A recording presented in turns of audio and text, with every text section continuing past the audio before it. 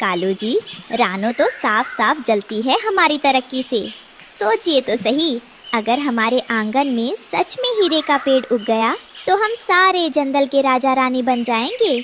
हमारी जिंदगी रातों रात बदल जाएगी। हमें तो वो बीज हर हाल में खरीदने ही चाहिए, चाहे कुछ भी हो जाए। तुम सही कह रही हो गौरी। हमारे पास सर्दियों के लिए जो 10 बोरी अनाज रखा है, हम वो सब दे देंगे। अनाज तो फिर आ जाएगा, लेकिन हीरे बार बार नहीं मिलते। कालू और गौरी अपना सारा जमा किया हुआ अनाज अपनी पीठ पर लाद कर तोते के पास ले गए। तोता मन ही मन बहुत खुश हुआ। रंगीला भाई, ये लीजिए हमारा सारा अनाज। हमारे पास बस यही है। इसके बदले हमें वो जादुई बीज दे दीजिए।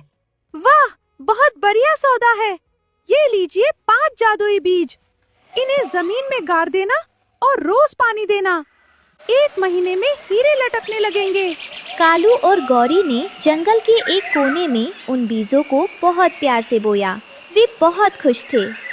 कालू जी, यहाँ गड्ढा खोदिए। अब हमें कोई काम करने की जरूरत नहीं, बस पानी डालो और अमीर बन जाओ। हाँ गौरी, अब रानो देखेगी कि असली रईस कौन है। बीज बोने के बाद कालू और गौरी भूखे पेट सोने की कोशिश कर रहे थे। कालू जी, मुझे बहुत जोर की भूख लगी है। क्या हम थोड़े से बीज निकाल कर खा लें? पागल हो गई हो गौरी। एक बीज का मतलब है एक हीरे का पेड़। आज भूख बर्दाश्त कर लो, सब्र करो। मूर्खता के कारण वे खाली पेट ही सो गए, ये सोचकर कि कल अच्छा होगा। दूसरी तरफ रानो कड़ी धूप में अपने मक्के के खेत में मेहनत कर रही थी। वो पसीना बहा रही थी ताकि सर्दियों के लिए दाना जमा कर सके।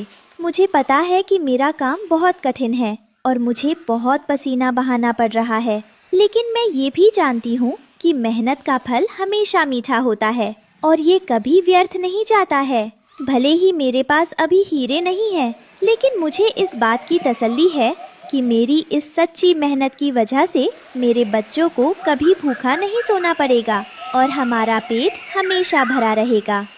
1 महीना बीत गया। कालू और गौरी रोज सुबह उठकर खेत में देखते, लेकिन वहाँ एक भी पौधा नहीं निकला। वे परेशान होने लगे। गौरी, ये क्या हो रहा है? 1 महीना हो गया, लेकिन जमीन से कुछ निकल ही नहीं रहा। क्या हमने पानी कम डाला? मुझे डर लग रहा है कालू जी।